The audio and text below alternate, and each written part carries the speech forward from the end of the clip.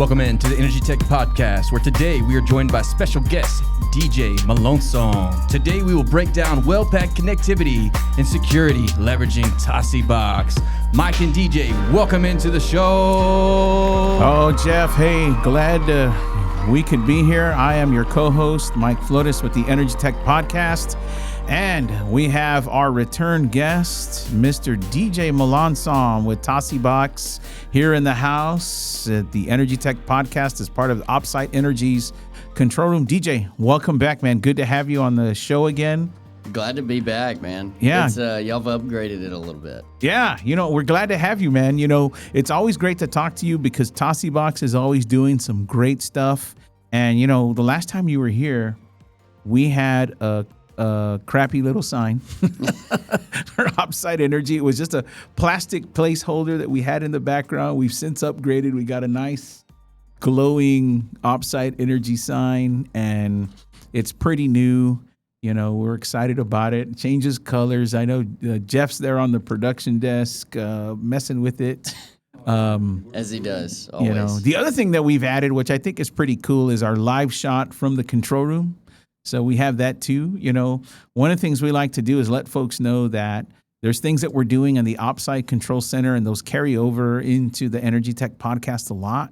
And speaking of carrying over, man, how's it going with you, DJ? It's been a while since we had you on the show. I'd say, a couple of months. You guys did really well with us on some of our last episodes. So what's new with you, man? I know you were recently at Intellect. Yeah, we just got back from Intellect in Galveston a week ago. Yeah, 2 weeks ago. Time is jumbling together. It's been a very, very busy start to the year. We've got a lot of new things that are coming out from Tosibox this year. We've been growing very rapidly. A lot of project deployments that are ongoing constantly. But Intellect was phenomenal. So we did the innovation lab this year, which is something that they've had at the show the last few years. It was typically something that was kind of more closed off. So they had a couple select vendors that have been putting on the innovation lab year after year. And this year they opened it up to other vendors. And so it was about collaboration with other vendors that are part of the show. So you actually registered, you got a ticket, you got a specific time, and you got to walk through, and there were 5 vendors that were in there. I think Autosol was one. Twin Eagle had this phenomenal live camera and AI detection software that they did. Us at Tosibox, which is something that I imagine we'll probably talk about, did our innovation lab.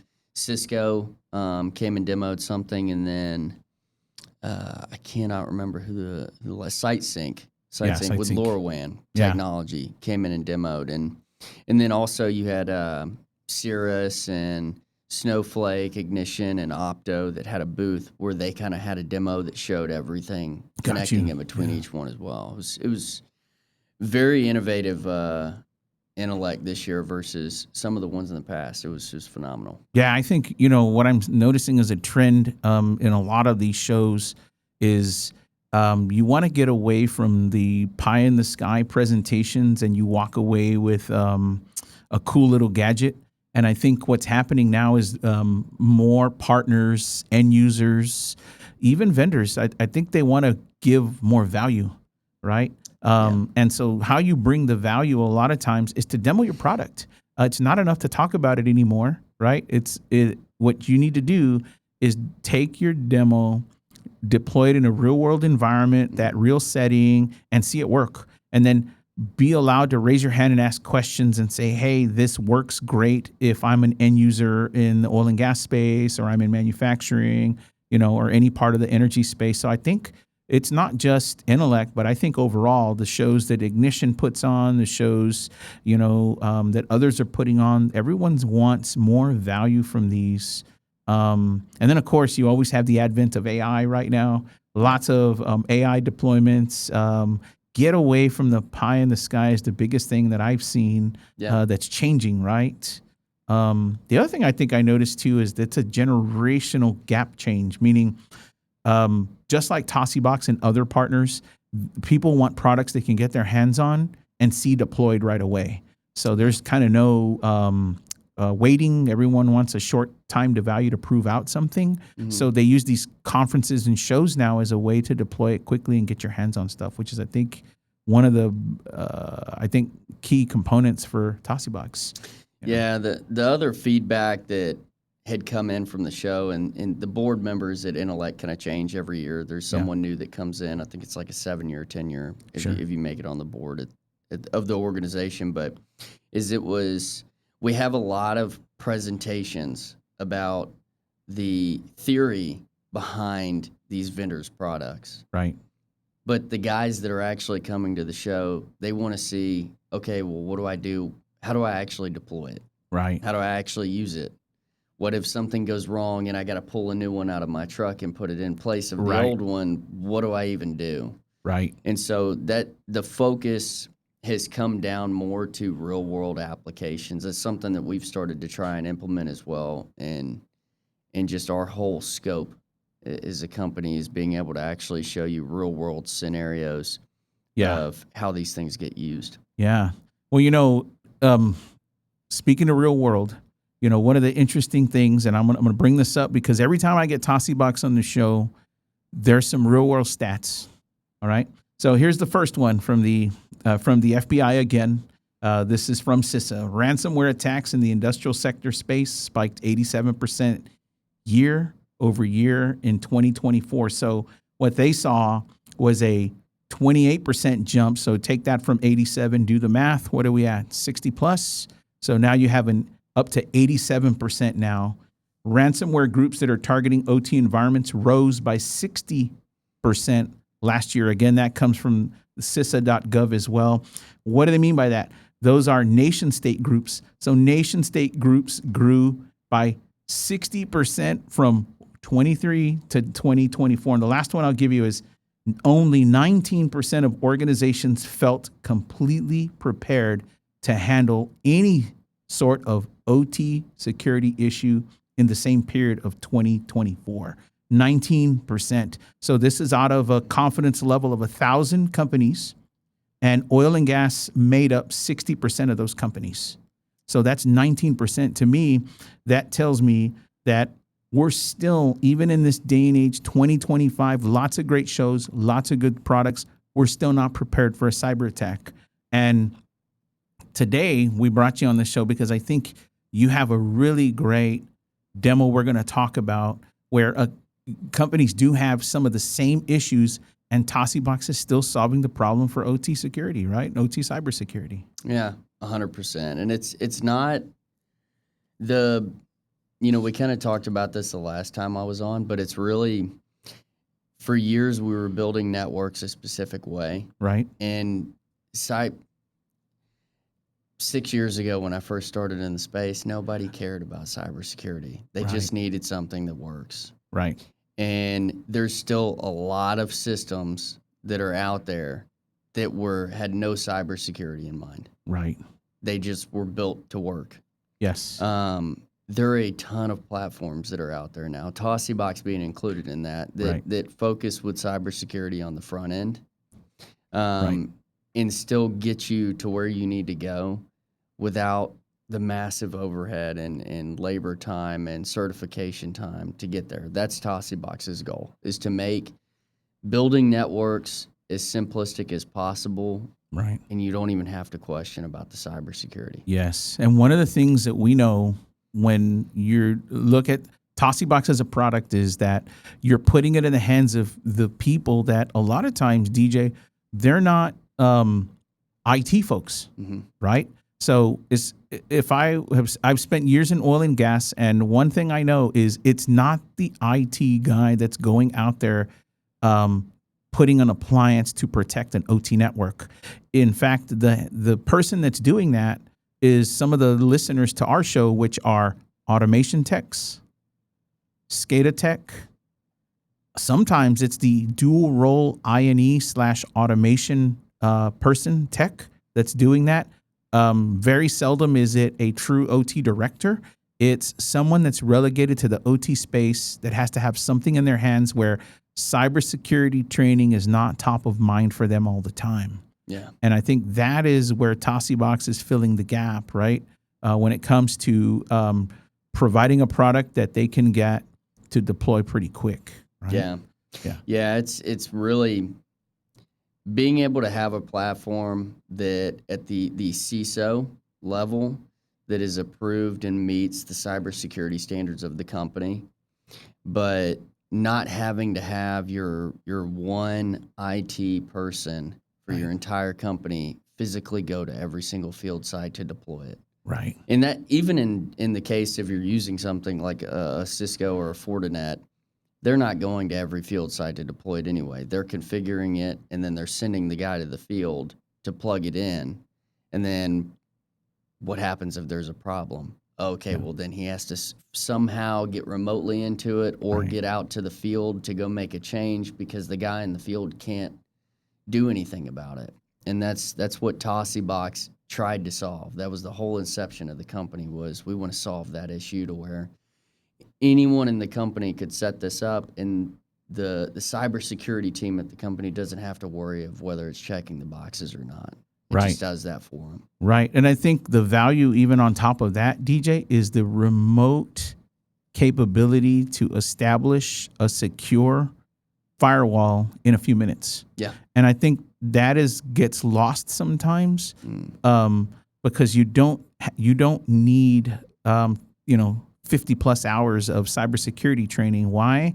Because if I look at a Tosibox product in my hand, I'm essentially holding the cyber hygiene in my hand, and once I deploy it, I have less worries about that than I would, right? So I think that is something that gets lost to a lot of folks, is that, it's a cyber appliance. You don't have to have a mega Palo Alto or a mega product firewall when you can establish that same capability, that same protection in a Tosibox product, and it's automated. So I think that's the key. Another thing that is lost a lot of times in its deployment, right? Yeah, one of the best, when we were doing the innovation lab, I've been talking about this for the last 3 years that I've been going to Intellect, and a lot of these other conferences as well. But I've been talking about it. But once again, back to the demo conversation, seeing is believing with anything. Right. And then being able to actually do the innovation lab and have people I've been telling this to for multiple years see it and then go, oh, wait, I can replace the Palo Alto firewall and the Sierra modem with this one device. Yes. And you just set it up in 3 minutes. Yes. Like, wow. Yeah. So that's hopefully what we'll get into a little bit today. We are. But it is. And if you're a listener to the podcast, the other element that I want to add is that there is no public-facing IP address that's sitting out there either, right? So great, deployed within minutes. It's an easy product. Get my hands on it. A cyber hygiene right out of the box. But at the end of this, if you can't see it, you can't attack it. So I think that other than being lost on its automation, is remembering that that's hidden. So that IP address, that public-facing IP address, is not out there to attack, right? So that's what makes it special, I think, also when you talk about the Tosibox products, right? Yeah, I mean, that's the thing that gets forgotten the most is a static IP is like having that's on the open internet, is like having your address, your home address in a yellow book. Okay. Right. You can have a fence around it. You can have guards. You can have cameras. If someone really wanted to get into your house, you can make it as hard as you want to. But if they know where your house is, they can figure out a way eventually. Yeah. Right. Yeah. That's something that Tosibox takes away. It goes dynamic. The moment you plug the edge node in, give it 9 to 50 volt DC power, it builds the firewall automatically that takes away all inbound ports, so it closes all of them, so there's no way of pinging into the network. And then there's no static public-facing IP. Yeah, there's no, in my mind, when I think about a cyber attack, I'm thinking about, remember when I was a kid, we watched The Terminator. And in The Terminator, Arnold Schwarzenegger goes to the phone book, opens the phone book to Sarah. What's Sarah's last name? He goes over Sarah Connor, and he scrolls down and finds the 5 Sarah Connors and then goes and wipes out 5 different Sarah Connors till he gets the right one. And it's so silly to think that we have OT networks that have 5 Sarah Connors in their Sierra wireless modem that are sitting out there with public-facing IP addresses that someone can go down and find. Yeah. And I think that is a description I can think of right now where the Tosibox product eliminates that potential possibility to secure your network, right? Yeah. Yeah, so, if you go to Shodan, have you ever been there? Go to Shodan and just type in, Cisco, and you can find thousands of devices. Find Sierra, anything that's out there. But you type in Tosibox, it's like there's nothing. There's nothing. Yeah. So great. You guys were at Intellect this year, and along the same guidelines of, hey, what's happening out there in terms of cybersecurity? It's nonstop. You guys went to Intellect and you had an interesting demo this year, and that's what we want to talk about a bit here. Is what the problem is that Tosibox wants to solve and how you're doing this in your demo. So I want to give you plenty of time to kind of go through that, and we'll walk through this. So JJ, what kind of started this demo conversation for you guys? Was it, hey, it's an open opportunity at Intellect? Was it, hey, we think we can fit a need here? It was something I've been wanting to do for a while. Okay. Intellect just gave enough power for, hey, we have a platform to physically and do a live demo for a scenario. And Intellect's an oil and gas focused conference. Sure. So it was, let's take a well pad that has a PLC and an HMI, and that's spitting out Modbus, and let's show what all we can do with that. Sure. Whether that's pulling it into an IPC and converting that protocol to MQTT or OPC-UA, or pulling that up into an on-prem or a cloud-hosted environment and spitting that data into Ignition. We want to see how real-time is it whenever we do that. How quick can we set this up? And that was really the purpose of the demos. It was, I can show you how to build a network with Tosibox, but until you actually see, oh, this is a screen that I'm used to looking at. Right. Oh, we use Ignition, and this is the pressure data that's coming off of that well pad. Oh, I can see that in real time. Right. That was the whole point of the demo. It was, let's take it beyond just Tosibox and let's show all of the things that you can do. Because the reality is, even whenever you buy, if you're in an acquisition mode company, and you're absorbing different fields or assets, different assets, they may have different SCADA applications. You may want to run Nozomi. You may want to run Nozomi for soft cyber application. If you're trying to meet TSA compliance, that's a portion of the TSA compliance is soft cyber. Right. You may want to run some of your assets, maybe run an MQTT. You may be pouring LoRaWAN sensors in to a head end, and then you want to send that data off. Right. All of these things get combined in the OT space, and it's a beautiful part of the OT space. Is there are so many different ways that we can achieve the goals that everyone has as a company, but trying to figure out how to fit it all in together has been the biggest headache. It's I have all the data now. Now what do I do with it? Right. Yeah. No, I think you're right. I think now with lots of, everyone wants those open architectures.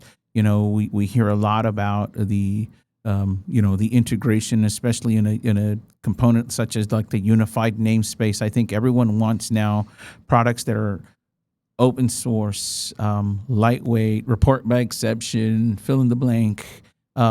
And I think part of this demo that you're going to go through fits the need for that. But I think most of all, too, there's a couple of components we'll talk about in terms of Tosibox. So kind of kick us off, get us started.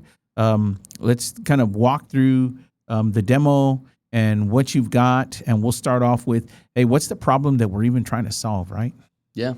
Right. Yeah, I've got a slide that pulls up that I kind of worked up. And these are just some of the standard things. Really, there's TSA cybersecurity guidelines for the midstream space. There's NIST framework 2.0 Sure. that covers just basic, strategic cyber hygiene. Right. If you overlay that with also some of these water and wastewater, some of the states have already started to regulate, but right now, as a federal level, it's a recommendation, if I'm not mistaken. But You're right. they all overlay about the same. Yeah, PHMSA's got guidance around. So the Pipeline Hazardous Materials Safety Administration has some recommendations surrounding TSA requirements.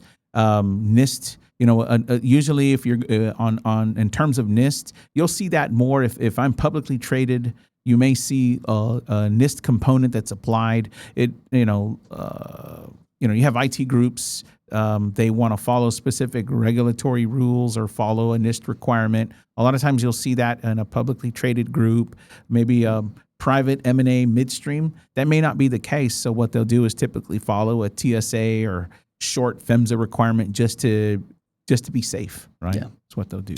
Yeah, and even in ESG reporting, there's a cybersecurity section now. Absolutely. So it's all, everything is falling back on cybersecurity because you can have everything else right in the world. If someone comes in and ransoms your entire network and shuts you down, you have as much as I hate to keep bearing it, but the Colonial Pipeline deal, you've got a pipeline that's shut down because you can't accept payments, So, Yeah, well, even CISA, the federal group, pushes out reports and recommendations on equipment on all kinds of products. So even if it's not colonial style attacks, we're talking about simple attacks that occur on just about all kinds of different PLC types and flavors and RTUs.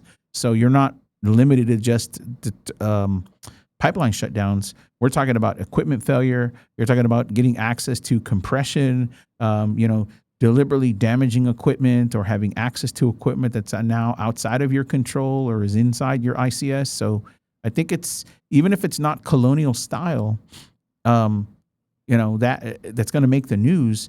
The fact is that you still have the ability to be hacked and it never make the news, but it makes a statistic and it's still there. Yeah. So. Yeah, kind of pulling back to the goals that we're talking about is most of the goals from companies is they want to increase their cybersecurity, right? Hygiene or posture, right? With that comes with network segmentation, right? Okay, meaning you don't want everything in your entire OT network sitting behind the same firewall or the same segment, because if that one segment gets hacked into, everything is vulnerable. Right. So creating network segmentation down to your most critical assets should not all be on the same the same segment. Correct. Yeah. They should all be segmented from each other. And then multi-factor authentication for users. Making sure that people have principles of least privilege, meaning they only have access to what they need access to for the time that they need access to it. Yes. And that you can actually have audit logs in real time to see who was the last person in this, who's been in this network. Yeah. In cyber, we call that a defense in-depth posture. Yes. So that is a multifaceted piece with multi-factor authentication, segregations of your network, zero trust. Those are all defense in-depth posturing that you'll do on the ICS, right? Yeah. Yeah, the kind of some of the other goals that come in line, which you can kind of see on this slide. I'm not going to read through the whole thing because I typed this all up for a presentation, and I was like, I don't ever read off the slides, but I was like, if someone wants to read it, they can read it. But, right. Some of the other components of it have also just been beyond the MFA remote access on the cyber side is being able to have remote access into the network. Right. So like I'm sitting in Canonsburg, Pennsylvania right now. I have a well pad that's in Austin, Texas, of all places to have a well pad. I have a well pad in Austin, Texas. My data center's up in New York. I want to be able to get into that well pad in Austin, and I need to make a PLC programming change. I can do that sitting right here securely. Right. If I need to get into my data center to be able to view my Ignition SCADA platform, I can do that sitting right here. I could do that my favorite quote that I used to say all the time is, I can be sipping a margarita on the beach in Cabo, and somebody calls me and something goes down, and I can pull up. Yes. So that's kind of that has been a goal, but really the other big part of it is in the merger and acquisition space is when I adopt new assets, how do I get them integrated securely into my pre-existing architecture as quickly as possible? Right. And that has been another huge issue with companies, because typically when you acquire a new asset, it had its own network, had its own SCADA application. It had its own system of working. That still needs to stay live until you get it over into yours. Right. How do I do that seamlessly at the same time? So those are some of the goals that kind of relayed over into what this demo was. Okay. Yeah. So, you know, with Tosibox, we always put it in the three major categories that I love, because it really drives home the value is, you know, we're going to target the Tosibox cost. We'll talk about in a little bit, but its complexity in terms of deployment, especially in an M&A scenario where we acquire new assets for complexity. And we just finished talking about cybersecurity at length here, right? So on the cyber side, I think that is covered, you know, cyber hygiene out of the box, TSA requirements automatically, fits the nest 2.0, and some posturing that you can do with limited training, automatic setup. We've got some AES encryption that's got its capability, multi-factor authentication. So we meet a defense in depth requirement for cybersecurity. In terms of complexity now, what you're saying is, hey, I can quickly deploy this if I have something that company X decides to take on pretty quick. And sometimes they need to do that in days or weeks. They don't have months to get this all set up. It's more like, we're acquiring these assets. We signed this stuff up a few months ago. We need someone to go out. We put together a small group. Sometimes it's a handful of team members. They need to push something out. And that's where what I'm hearing you say is this demo is going to demonstrate that capability, right? Yeah, absolutely. So kind of what we have here on the screen, this is actually kind of a Visio image of what we essentially built. Okay. If you look down here on the left-hand side, we've got a Siemens, S7 PLC. Okay. We've got it connected to an HMI. That PLC is actually pushing out Modbus. Right. That's tied into an IPC. It's an OnLogic, I guess the Raspberry Pi. Yeah, it's got a small OnLogic unit there. Yep, for protocol collection, conversion collection. And then that EACM from Autosol, which if you haven't checked out Autosol, it's a great platform to use for protocol conversion at the edge.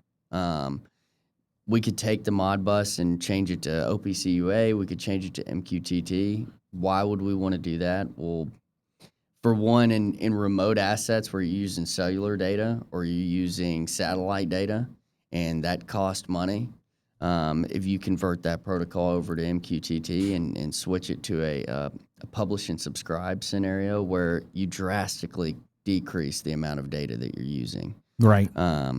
That also relays into using an encrypted protocol, do an encrypted tunnel. So we're talking about more defense in depth. But that's the well-pad scenario. We got a PLC and HMI. We've got an IPC running EACM from Autosol. Right. That's the field application. Okay. So you kept that local control there, and then you've got that IPC set up there. You've got now a scenario for collecting your data, storing it. You've got different protocol types that you can integrate there. And so where does Tosibox fit in that scenario on the ICS portion there? Yeah, so we have a remote asset that's in the field. Right. The next step is, okay, how do we get the data that's localized? How do we get the data into our hosted environment, whether that's on-prem, Azure, AWS, it could be in the Tosi cloud, which is where this demo is actually set up. Right. Which is a global tier 4 SOC 2 compliant data center. And then also, how do we segment it, secure it, behind its own firewall, Right. and then also allow people to remotely get access into it. Right. All right. That's where the TOSI comes in. Yeah. So in other words, you've got this right behind that Tosibox firewall. If you're looking on that diagram, so right behind that. So we've allowed 3 key components. Number one is you satisfied the security requirement. Second is you gave specific access to specific users that are needed. And then you also gave encrypted remote access to those that needed it. Yeah. Right. So, and that's sitting behind that. And those capabilities, you've got different model types. I'm used to getting the beefier 675, which is the typical setup. I love the 675, especially because I've got a couple of spots for SIM cards. I got the eSIM capabilities that are built already into that. We'll talk about that in a minute. But you've also got, even if you didn't do a 675, you did a 670 or a 500 series, you still have that same capability. So you're not losing anything, right? No, I mean, Tosibox, we're really a software company that uses hardware to get our software into the field. Got you. Okay, so it doesn't matter. We've got multiple models of hardware you can go with, and those really range from how much throughput do you want? Right. What type of internet connectivity do you need? Those are the 2 main options. But the configuration, the programming, the way that it's set up, it's exactly the same across the board. Yes. So any model that you choose is going to be based on your field application. The real bread and butter and the beauty of Tosibox is in the software that rides in that hardware. Yeah. So right here, with the Tosibox model, you would say, even if once I use that model, I have my virtual central lock that is still established, right? That's still set up. So in this diagram, I notice you've got that's the products sitting behind the firewall, and then you've got your virtual central lock that is sitting in. What's living in that virtual central lock there?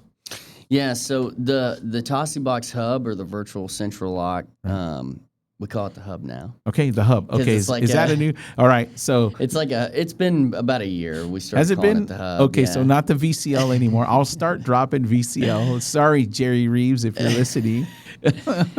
Jerry's still trying to make that change as well. So as am I. The Tosibox hub. So we'll call it the Tosi hub, or Tosibox hub. It's still the same thing. Okay, the hub is a virtual machine that you would host in the data center you want to move your data to. Got you. Okay, and very similarly to the edge node that you're deploying in the field side, it has its own firewall that takes away inbound ports and public-facing static IPs. So it's outbound only. Right. What the hub allows you to do, though, is that's how you build VPN connections down to your edge node field sites. So it builds a true point-to-point 256-bit AES encrypted VPN tunnel.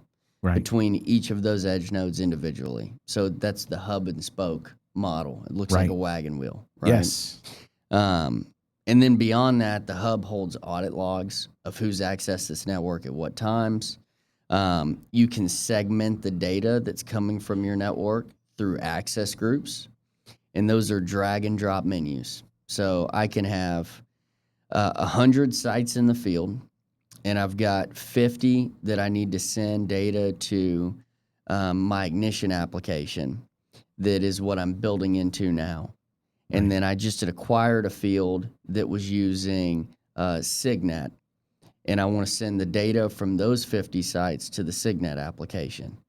You can create an access group for Signet, point it to the IP that Signet is living on, and it will parse out that data in the hub itself, and it's literally just drag it over. So the hub has multiple features that it can be used for. The main purpose of it is you're going to host this virtual machine in your data center that you want the data to be put into.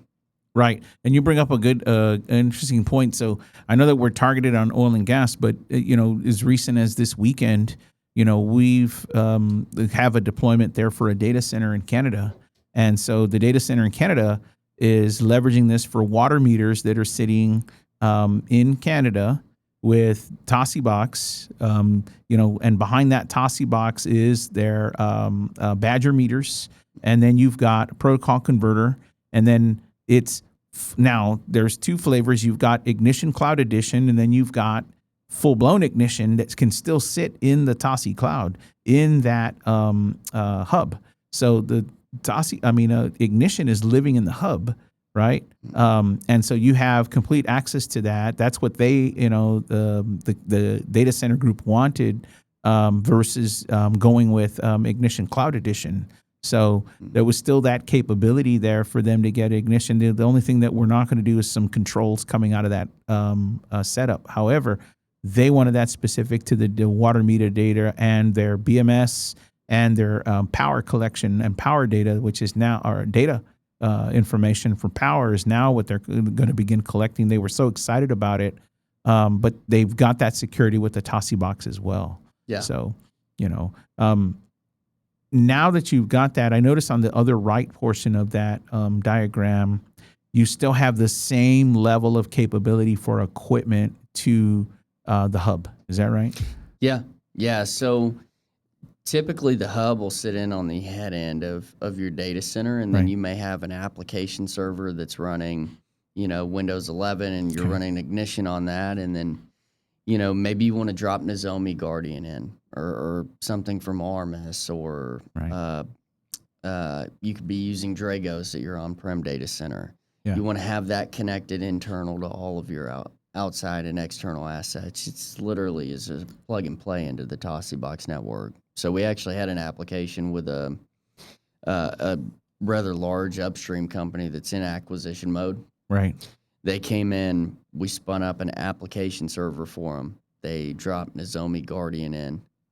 We connected it to the hub, and it was immediately able to peep down and see all of the IPs in that network. Wow. Yeah, so that's great. And you're not limited to that. I know there's lots of application capability there in the hub as well. Yeah. So that's all through the hub itself. So bring out the demo that you've got. I know we've got, just kind of what you guys built, because behind this demo is some key questions, maybe surrounding even deployment. So if you're catching this episode, don't forget that drop us some questions, like us, but at the same time, drop us some questions on the podcast. We'd love to answer them. I know DJ would. He won't answer them at 2 a.m. or something, but we'll push those out to the Tosibox team. If you've got questions we can answer as well, we'll definitely do that. Opsite is a Tosibox partner. And so we've got plenty of experience in deploying Tosibox as well. And so, it's really, if you've got those kind of questions, we want to help answer them as well, right? Yeah, so, for sure. Yeah, so let's pull that up real quick and kind of walk through. First thing is, you've got a Tosibox deployment, and then you're given a key, right? So kind of describe that for a second, DJ, in terms of the key types, right? Yeah, so when you start your network with Tosibox, there is always for the master and backup key, there are always 2 physical USB keys. Right. Okay. One of them is the master key. It's exactly how it sounds. It is the full management, administrative rights for your network. So if you want to give someone else access to your network, you want to decide these 2 sites need to communicate, these need to be connected to my hosted environment. That all's managed by the master key. Right. A backup key's a carbon copy of the master key. Right. So the essential purpose of that is, hey, put a backup key, lock it away. Right. And if you lose the master key, you can pull that backup key out, plug it in, kill the old master key, and you still have a master key. Every other key is a serialization token. Okay, it's a software key. You can send it to someone's laptop, desktop, phone, or tablet. And the way the multi-factor authentication works for Tosibox is it's physical first multi-factor authentication. Right. So that means you will assign it to a specific device for that person. This has come up in a lot of conversations with cybersecurity teams and CISOs is instead of I can go to any device and open up the web browser and type in the username and password, and you have no idea what device I'm accessing from. Right. you're going to assign it to one device. So my work laptop is the only one I can get access to this network from. And there's the proper, antiviral and protection on that laptop. I can't go to my home desktop computer in my office and open it up on there. Right. So you'll choose someone's access. So like in this scenario, actually what's up on the screen right now is this is the Tosibox Key software. So I have a soft key, which is a serialization token that's been assigned to my laptop. Right. I typed in my password and opened this up. Okay. What I can see here is I can actually see this is the platform. So once again, we're sitting in Canonsburg, PA. Right. This U.S. platform is my hub, which is sitting in our data center in New York. Right. I'm currently VPN connected from Canonsburg to the data center in New York. At the same time, I'm also connected to this demo 123 Spring Street, which is actually the well pad scenario that's in Austin, Texas right now. Right. So not only is this demo site VPN connected directly to my hosted environment in New York, I'm also connected to both of them at the same time through VPNs from my laptop. So I can remotely go in. I can see, hey, I've got my PLC here. Another key point is when you're making mergers and acquisitions, how many times are you acquiring a field? Right. That the subnet and the addresses are the same exact thing as other fields that you have, and now you have this massive overlap issue. Right. We run into that all the time. You can kind of see right here that the physical address of these devices is a 10.10.10. Right. You can do full one-to-one NATing in the Tosi platform Yes. as well. So we one-to-one NATed this network and changed this site's addressing to 13.1.202. So now on the network side, we don't have overlap. Right. Exactly. Yeah. And I want to qualify something here too, is that this is great flexibility because number one, you still keep the security, but if I'm an automation tech, if I'm a PLC tech or even a SCADA person, and I need to go and remotely access specific devices that are in my span of work, I can do that with that key. And then if something changes, or let's say we need to invite a third party to do that, we limit that third party only to the device that they have access to with their own physical first key. Mm-hmm. That's it. So they're not relegated to anything else in the network.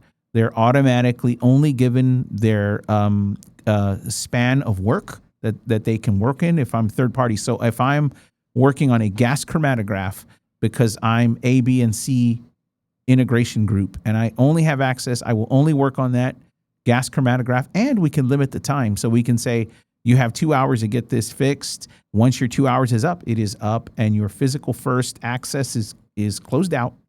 But if I'm DJ and I work at X oil and gas company, I need access to multiple sites. So you keep the security and maintain flexibility, right?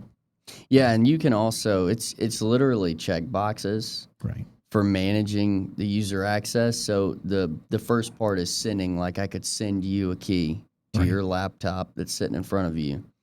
And then I'm going to check the boxes of what I want you to have access to. And let's say I give you access to these 4 sites completely. This one site, just the PLC, and there could be 5, there could be 50 on that one network. But just this one PLC. And then an hour from now, I go, hey, you actually don't need access to these 5 sites. You only need access to 4 of them. I can literally go in, check the box, click remove that site, it immediately pulls back. Great. Yeah. Yeah. And still maintaining the security posture, and again, keeping you only in the span of work that is your responsibility in a field, right? Yeah. So the other thing is that, like you just said, we can check the box so that if I'm Mike in East Texas and we have you're an expert with a Flowboss 107 and it's sitting in it's in West Texas, and you're with the same organization but you need the help in West Texas, we can click that box and give you access on your key. And now that becomes part of your span of work while we maintain security, but keeping flexibility. All right. Yeah, I had a customer conversation about a year ago with this guy that they're mostly running Rockwell, but they do have some Siemens sites that they've acquired, that was Siemens equipment, and if something went down, they had to fly that person to the site to actually work on it because they had no remote accessibility into the equipment. Right. But in this scenario, like right here, I can actually remotely, like once you authorize someone to be able to get in, I could remotely connect. Right. I can ping it in real time and go, I can connect to this. If I had the Siemens software on my computer, I could be making a programming change to the site in Austin, Texas right now. Yeah, exactly. Yeah. Yep. The other thing I kind of mentioned earlier, we have this OnLogic IPC that's running EACM from Autosol. And Autosol's ACM software, EACM is the containerized version, so you can put it on an IPC in the field. That's actually where a lot of things are moving, right? I think we've talked about that before, but it's connectivity issues are an ongoing problem, and I do not see that going away anytime soon. Even moving something on Starlink, great example, we had a customer, a large pipeline in Texas that deployed Starlink as their primary internet source. Wow. And the Tosisim, which is our multi-carrier eSIM that covers AT&T, Verizon, T-Mobile, it'll auto failover and auto select those carriers. That was the backup. Yeah. Hailstorm blows through, Starlink tower blows over. They timed it out and they looked at it. It took 30 seconds to fail over to cellular. Yeah. So you brought it up because I love it and I talk about it all the time. I want to make sure I get this right. I want to talk about that piece for a second. The feature of the eSIM capability of Tosibox, but I want to make sure I get this number right. First of all, this the Tosibox and its eSIM is approved in how many countries? Let's get this right. 190. 190 countries. So why is this important? Okay, number one, because I said the wrong number in the past, so I want to make sure that's right. But if you're listening, here's what you need to know. So the great thing about a Tosibox is that what you just said, I might have a Starlink network that blows down, and my eSIM, I don't have to have a dedicated provider and then a backhaul provider, which is still very common among operators or producers. What do I mean? I'm paying for AT&T in West Texas. In order for me to fail over to Verizon, I have to pay to keep my backhaul provider. Mm-hmm. I have to do that. When you engage in a Tosibox product, you have the potential to have both an eSIM and a shared plan with Tosibox so that it's going to pick the best possible network. Yep. Is that right? Is that a fair statement? When you send it to the field, yes, it'll auto scan between T-Mobile, AT&T, and Verizon. Right. And it will figure out which of those carriers is best, and that's the one that it's going to use. So that's the one it's going to use. And if you have a volume of data that you're using up, you can share that across your field. Mm-hmm. So that is also something you can work in with Tosibox on use. So if I have an X number of megs or gigs, I can use that, and then it's used across the field, mm-hmm. right? And used appropriately. So where did we find this beneficial?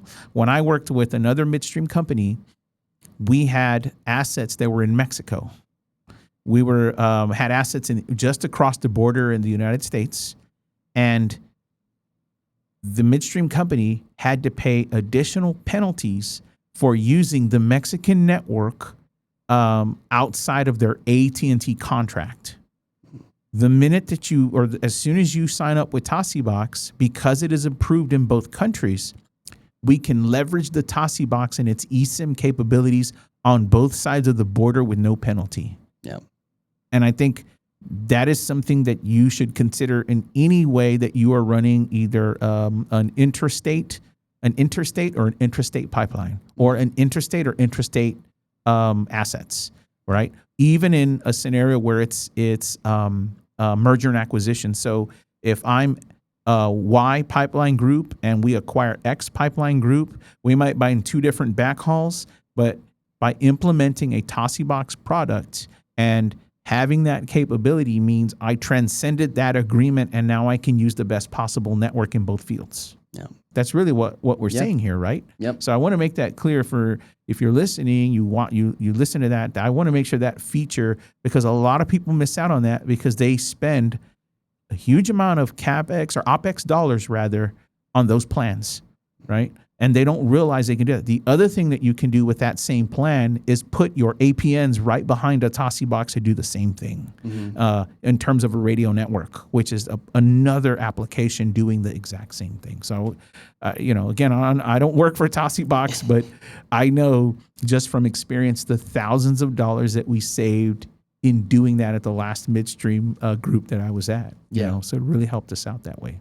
So. Yeah, that's not the only group either. I've seen quotes, rough numbers from multiple companies that it's always been AT&T and Verizon. Right. T-Mobile's making a big push now. Yeah. They have the Band 71 that they're kind of trying to really blow out. Yeah. That will be a phenomenal technology once it's all established. Sure. But it's been AT&T and Verizon. And I'm going to have a private APN with AT&T, and I'm going to have a private APN with Verizon, so that I can use my PepWave or my Sierra modem.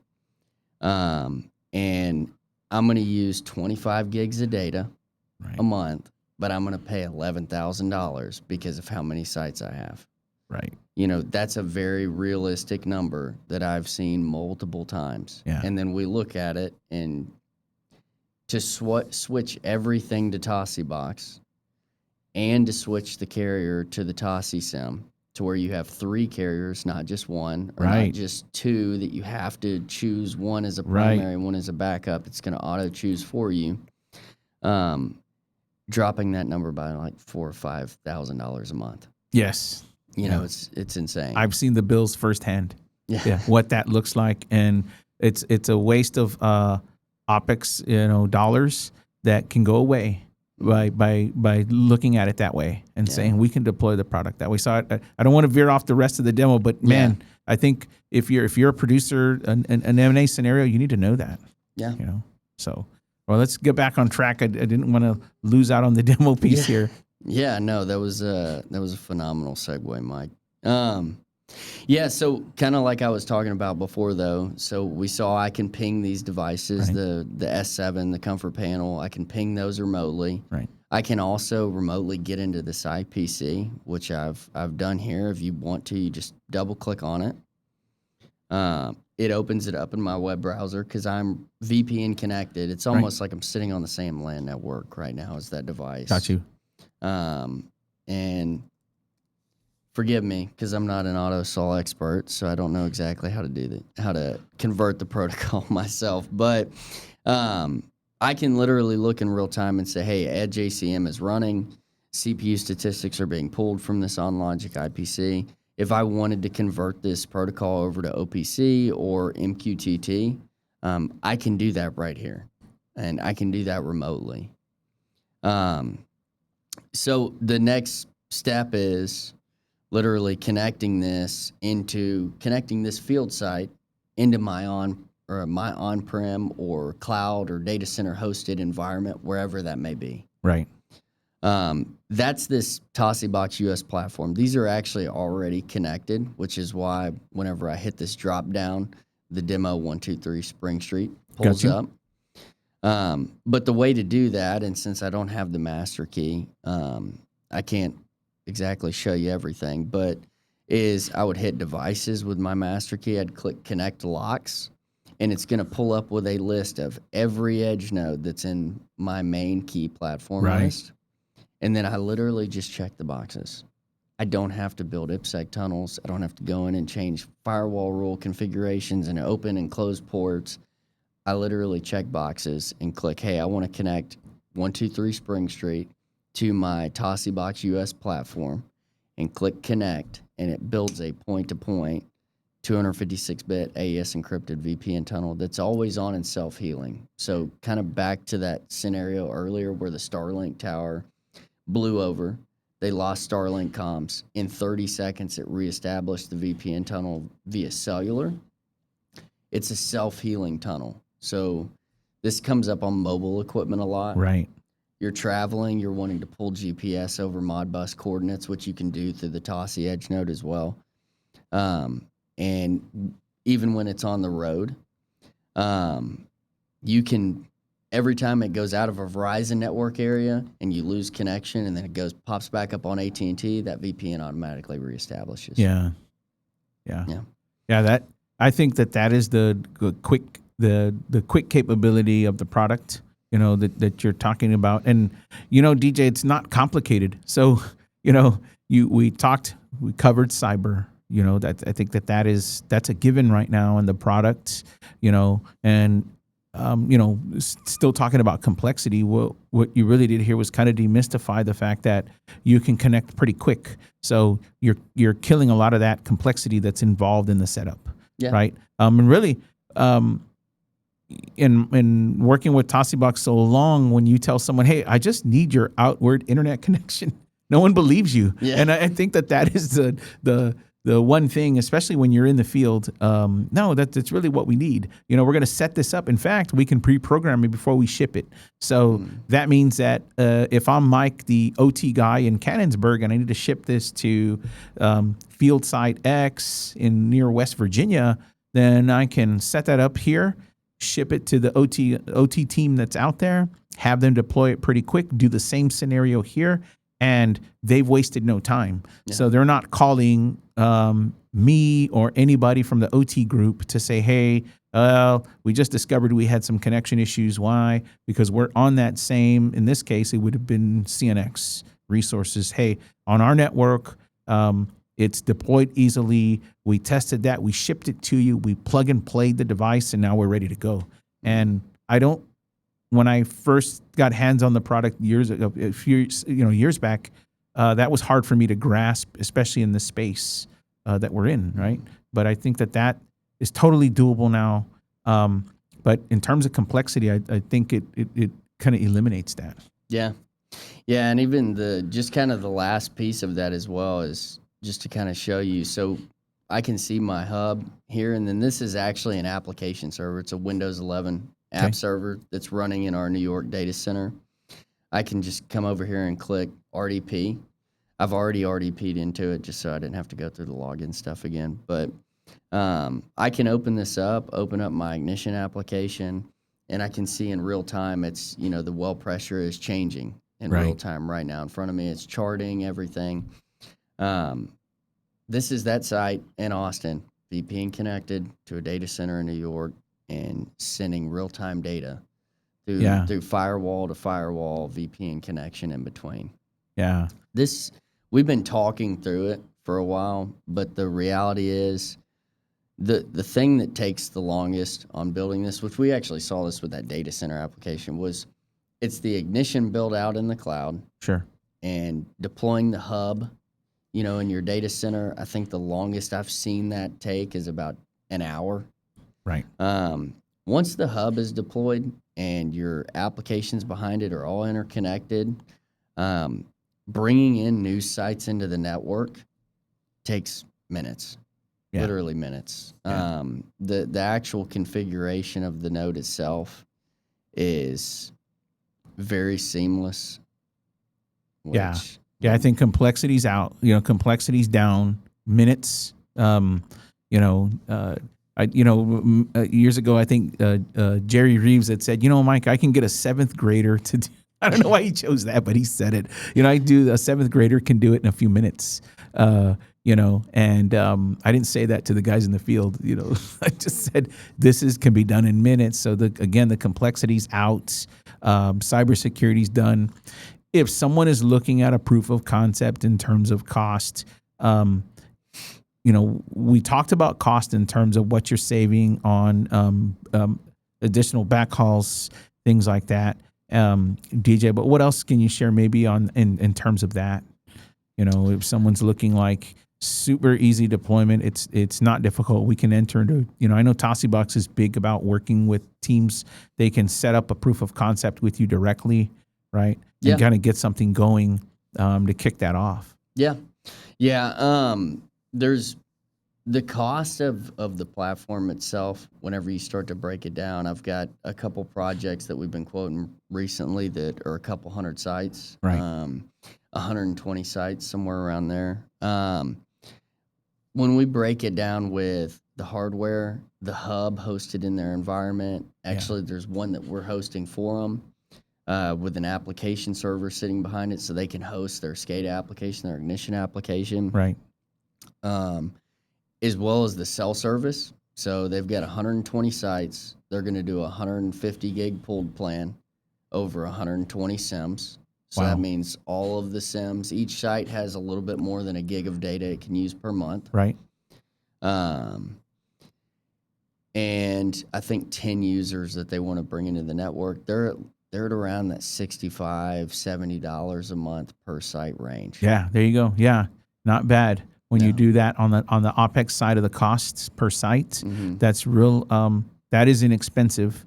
You know, so I sort of saw the same thing with another oil and gas company I was at, as well as on the data center side. It was very inexpensive to deploy it just like that. In fact, the number was around the same, more or less. It was not bad when you talk about the capability of the sharing plan and the per unit, plus you know, your time and the support they get with Tosibox too. Yeah. So I know that there's some managed services that you can add on if you want to. You know, Tosibox has more of a boots on the ground approach to service, right? Its availability to help their customers. So I know that those are features too that someone can get in. Yeah, we have a full service team that's ready for support and service. There's I kind of mentioned it the last time I was here. It's now actually really close to being the first iteration of it being released anyway. It's network traffic analysis. Okay. And essentially that's going to give you more of an internal look into your network as a whole. So you'll be able to see all of the IPs that are inside your network. How much data is that IP pushing out on a regular basis? Right. Are there anomalies in the network? Did someone just come and plug in and now there's a new IP at this site? Okay, well, I didn't know that IP was there. What is that doing there? So it gives you more internal monitoring into the network as well. Yeah. And it sounds like that's data you can collect and then naturally integrate that with somebody with a third-party SIEM, you know, product. Yeah. Right? Yeah. So that there's like potential there too. Nozomi. Yeah, like a Nozomi. Yeah, on a SIEM. Exactly. Yep. Yeah, so there's SSO is coming as well here in, you know, I think by the end of June. We're in June right now, which is crazy. But that's another thing, being able to integrate with Okta and Active Directory is something we get asked all the time. Yeah. Is I have a global organization. I don't know who in India is actually still on staff or not. I sit in Houston, Texas, but our Active Directory knows. Yes. Well, Active Directory will tie right into the key software as well. So not only will someone have to log in with their TOSI credentials, then it'll kick them up to their AD. And if AD says, oh, they're not an employee anymore, then they can't even get into the key. Yeah. You know, so it's just another layer of protection. And we're constantly adding key features like this to the platform. But at the heart of it all is the original idea and that came with the inception of Tosibox was what we're doing in the OT space is way too complex because it's not that we can't figure it out. It's that our focus is on making things work in the automation world, the OT world, and the networking is just a necessary evil of that. Yeah. And so it was, how do we simplify this and layer in industry-leading security the moment you plug it in, right? So that it's an afterthought, right? Yeah. So I think Tosibox has made it easy. You know, I think we're about to wrap up here, and I just want to ask you, you know, anything else you want to add, DJ? I mean, you guys are doing some really good stuff. In the demo here, we broke down just some quick costs, some complexity, and its cybersecurity piece for Tosibox. I mean, I'm sure that you're going to be on here again, only because this is very critical for lots of oil and gas producers. Anyone in the value chain, these critical operations require such as, in my mind, this is a simple approach to a big issue, right? Yeah. Absolutely. So DJ, thank you for joining us here on the Energy Tech Podcast. We really appreciate it. And I'm sure you're going to be on the show again, and look for us in September at ICC. And I'm sure you'll be there as well. Yeah, you're going to join us there. We're going to be working there from live for about 4 days, podcasting live in September. You'll catch us then. We've got some links. Don't forget to like and subscribe to the Energy Tech Podcast. And once again, DJ, glad to have you. Thanks for having me, Mike. I appreciate it, man. Yeah.